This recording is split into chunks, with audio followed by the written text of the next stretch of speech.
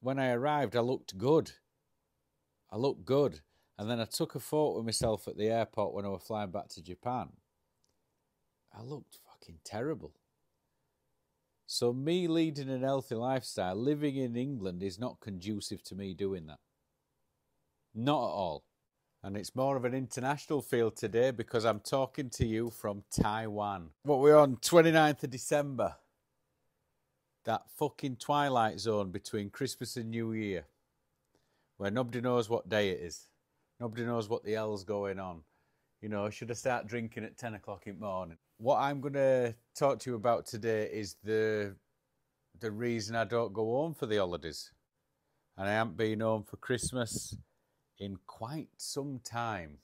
I have not lived permanently in the UK for, 2024, so it'll be 22 years in February. And there's a reason for that. There is a reason for that. I left because the place just don't work for me.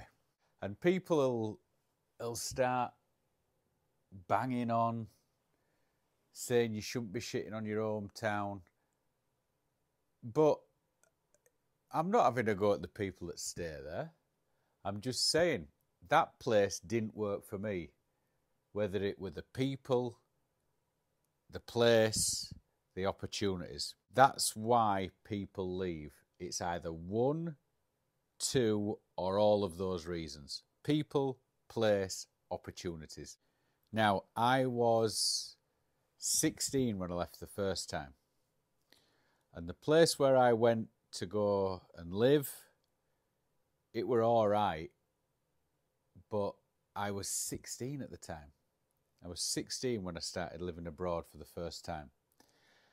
And you've still got those, I wouldn't say apron strings, but you've still got those ties as a teenager that you think you can retie once you've finished living abroad for the first time. And I did. I went back. I went back after 4 years, and it took me with a few trips away for a certain amount of time. It took me 10 years to decide, right, I'm done. And on the 28th of February 2002, I was on a plane off into the night, heading for Bangkok in Thailand. Now, there were a reason for this, and I'll tell you why. The place has no opportunities. The people that I were hanging around with didn't seem to want to do anything more than work for the weekend. And I'd grown out of that. Although, when I were on that plane, I was thinking to myself, imagine the amount of places I can get drunk in. That was my main target, would you say, of getting abroad, getting pissed in different countries. But going back to why I don't go back for the holidays, in 2003, what am I thinking? So I went back for the first time in 2006 after leaving in 2002. Now, when you go back in when I went back in 2006, I went back in the summer. So it was a holiday. It was a summer holiday, but it wasn't Christmas. It wasn't Christmas or anything like that. Now, I had been left for 4 years then. And the thing is, when you go back after 4 years of being in the Far East, you've changed. You have changed. The drinking's not a priority. The going out and getting absolutely rat-assed with your friends is the priority. So you've changed. But the people that you're going to meet in your hometown, they remember you as 2002 Darren. They remember that guy who were throwing the most alcohol down his neck, doing the stupidest things. But when you get out of it and you realise that, not everybody does that. I mean, I didn't even class myself as the heaviest of heavy drinkers.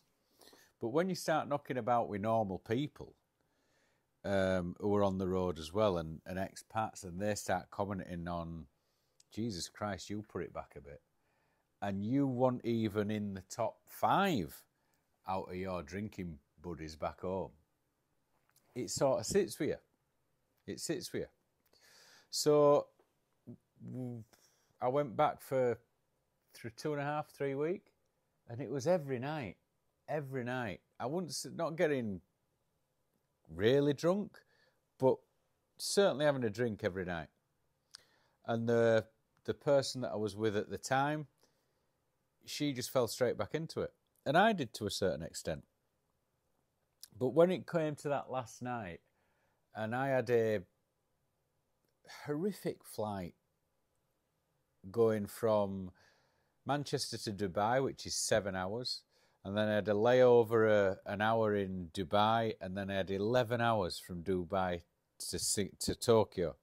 And I just wasn't in the mood for boozing it up that last night. And I decided to stay in. I decided to stay in that night, even though it was my last night. And the amount of grief I got from my partner at the time, that had put the nail in the coffin for it. I knew that we were done by then. I'm not that bothered about what people think about me. But yeah, so going home for the holidays, everybody expects you to be the same as you are. And when you're not, a lot of people will get offended at it. And now that I've stopped drinking completely, the only way to hang out with some of my friends to this day is to go out to the pub with them. And, you know, it's like, if you don't drink, what is the point of going to the pub? What is the point of going to a place where people are going to be drinking and getting drunk and having stupid conversations that drunk people do if you don't drink? 2002, Darren, you know, would have allowed people to speak to me in a certain way. And now that I've got older and I don't get up to any of them shenanigans anymore, you sort of get a little bit of respect back for yourself. So if somebody would talk to me in a certain way, I'll now pull them up on it, especially family members. You know, come here. Well, why are you speaking to me like that? Come here, just come here. And no. Sitting down at a family meal, a Christmas dinner, or, I don't know, some meal. Do you want to sit down next to me? Sit down here next to me. No, I'd rather not. You're too much like hard work. I'm going to sit over here with a favourite family member rather than you. And if your family members get upset with that, that's their problem. I've said it before. If people get upset at you, they're not upset at you, they're upset at themselves. Especially when you get your shit together. Because it's like a mirror up to them, a mirror up to the face. The amount of people that have just stopped hanging around with me I was being invited to stuff because 2002, people would look at me and think, well, at least I'm not him. And then when you get your shit together and you've become better than them, they don't want you to hang around because then that makes them realise what they should be doing. So they'll find some other person that they think is beneath them and they'll hang around with them. I'm not interested in that anymore. I'm really not interested in that anymore. So that's why I left. And the thing with travelling around Asia, South America, Europe, especially when you don't fit in anywhere, and I don't want any sympathy from anybody, like I've said before. I never want any sympathy from anybody. But I am that fucking square peg. And for years and years, I've tried to fit myself into that round hole. And I've never enjoyed it. I've never enjoyed it. I only seem to be happy when I'm on the road, like I am now. You know, you can go from town to town, from city to city, from village to village. And there is nothing I enjoy more than turning up in a town and you don't have a bed. You've got no idea where you're going to sleep that night. And you figure it out. And then the next morning you wake up and you go out and you find yourself some breakfast. And another traveller or a local will come and sit with you. You'll ask them about the town and where to go and what to see. And you make these 24-hour friendships. And in that first honeymoon period of making friends with people, you get the best of them. You get the best of them. And it's great. And then at the most, 3 days, right, I'm going here, see you later. And you've made a friendship that will always be perfect because you'll never see that person again. You'll never see that person again. I mean, I have only got a couple of people, 3 at the most, who I will hang about with when I go back to the UK. And those people kind of get me now. They get the 2023 me. They know why I was left. They know what I did, what I've got to do. So those are the only 2 people or only 3 people that I'll hang out with. Because when you're going back, and if I was to fall back in to what I was falling back into in 2006, it's hard to bounce back from, because you're going home for 2 or 3 weeks and then you're coming back to Japan, or you're going back to Spain or South America or wherever you're living, and you've got to get back and give yourself at least the same amount of time that you spent in your hometown to get back the equilibrium that you had before you left. I do believe in that. I remember in 2006, I'd spent 2.5 weeks drinking, eating bullshit, like you do when you get back to England. You've got to remember, I'd come back from Japan with all the healthy food, the sushi, the rice, just good food. And then I landed in Manchester and got home, and it's fish and chips, bread, pies, roast beef, and then all the bullshit that comes with that, the chocolate, the crisps, the booze. And I remember I went back, when I arrived, I looked good. And then I took a photo of myself at the airport when I was flying back to Japan. I looked fucking terrible. So me leading an healthy lifestyle, living in England, is not conducive to me doing that. Not at all. So I remember my dad saying to me, because I got on the scales before I left, and I think I'd put on about 5 kilos. In 2.5 weeks, I'd put on 5 kilos. Which is it's nearly a stone.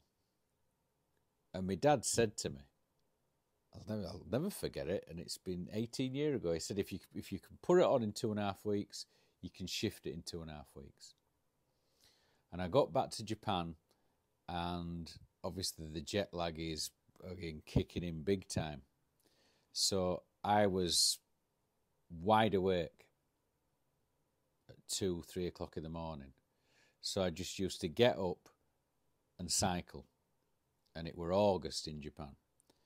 So for 10 days, until the jet lag sorted itself out, I were up super early, sweating it out. I was trying to get all of that crap out of me. And he were right. My dad were right. I got it off within 2 weeks. It were gone. But I didn't have to go through that. So the 2.5 weeks I spent at home, plus the week to 10 days that I had to get rid of all the garbage that was in me, That's nearly 4 weeks. And when you're going home to your families and your friends, what people at home don't understand is it's going back to England or going back to wherever you're from is not a holiday. It's not a holiday because you've got things to do every day. Them of you that are not expats, when you go on holiday, like I am here in Taiwan, I'm on holiday. I'm in a hotel now. My kids have gone to the theme park, which is just over the road from hotel. They're going on roller coasters and stuff like that. And I've come back to do a bit of work and to record this podcast. But it's just general relaxing, which is what the majority of people listening to this do when they go on holiday. Now, when you're going home, you don't get to relax because you've got to go and meet people. And it is nice to meet people. I'm not being a miserable bastard. It is nice to meet people that you haven't seen for a while. But when you go and meet people, especially in the UK, it involves drink. It involves terrible food. Nobody that I know would meet up for me and go for a cycle or a hike or anything like that, or go to the gym and pick up some weights to catch up. It's all around booze. And if you've got a few groups of friends that you've got to meet up with, that 2.5 weeks, the time that you've got to yourself is then reduced to like 4 nights. And you have to have a night off, especially when you're getting older. You've got to have these nights off. So them of you who have got friends that are expats, I know you want to see them. I know you've not seen them in such a long time. But just think of how many friend groups they've got to go and see. And what out of those friend groups, they're going to be wanting to drink. They're going to be wanting to have a good time and going out. And it's hard because you're back on that plane and you're flying back to wherever you live and you're thinking to yourself, I am fucked. That wasn't an holiday. That wasn't relaxing. And then you've got those family members. There's family members that will, oh, look at you. You've got above your station, living abroad and doing this and doing that. No, I haven't got above my station. I've just left because I didn't want to hang around with folk like you anymore, who were bitter because you're looking at me wishing you'd done it yourself. And then you've got the people that will come up to you, and I just will lose any kind of interest or respect for the people that come up to you and say, you know, I wish I could have done what you've done. Out of all the people that I know, I'm not the sharpest tool in the box, not by a country mile. So you could have done what I've done. It's just the risk of doing it. Now, I had nothing to lose. I had nothing to lose when I left in 2002. If all this had gone arse up, I've said it before and I'll say it again, what I would class as a failure in my life is if I ever have to live in England again. I'll go back and visit and see my dad. I'll try to get back every year because he's getting on a bit now. But a failure in my life would be if I had to live in the UK. That is you've failed in life. I don't care if I die penniless. As long as I've got my wife and my kids around me and I'm not living in the UK, I have won. I'm not bothered about possessions. I ain't got much. I live a simple life. I would prefer the experience. I'll show the kids. I show the kids the experiences, not the stuff. Their friends back in Japan have got the stuff. The video games, the dad's got a fancy car. But the experiences. I were always told, you know, you've got to have a nice car, a decent job, a nice house, and then you can go out for a few drinks at the weekend. What? I never wanted that. I wanted to be on a plane somewhere I've never been before, to a city I can't pronounce, not knowing where I'm going to sleep or how to pronounce the most popular dish in the country, getting somebody to choose for me off a menu. I wanted that, and that's why I left. When you go back to all those expats out there and people are being off with you, that's the reason why. They don't like seeing you as you are now. They want to have whoever you were when you left. And if they can't handle that, you just put that down in the another reason I left. Now, this might not be the most upbeat of podcasts, but I thought I'd share it with you today in that weird time between Christmas and New Year, and especially the festive period. For them that listened to the last podcast, I think you can, those two stories I told, I think you can understand why I'm not a fan of Christmas. But I think I've won Christmas this year, because when you live in a place that doesn't celebrate Christmas, you get away with it. And then New Year, we've come to Taiwan, where they celebrate Chinese New Year here, and it's not on the 31st of December. So I don't have to celebrate Christmas, and I don't have to celebrate New Year this year. And that is another reason to be an expat. That were my 2 cents today about being an expat and talking about how people treat me when I go back to England, and why I don't knock about with a lot of people that I used to knock about with. And I'm going to go back and meet my wife and kids in the theme park. I've then got a bit of work to do at 4:30 Taiwanese time. And then at 5:30, I've finished. And then I am finally on my holidays. The kids will be over the moon that they get to spend time with me and they have all my attention. So that's that, and that's that. And I will speak to you all in the new year. I hope your 2024 is better than your 2023 were.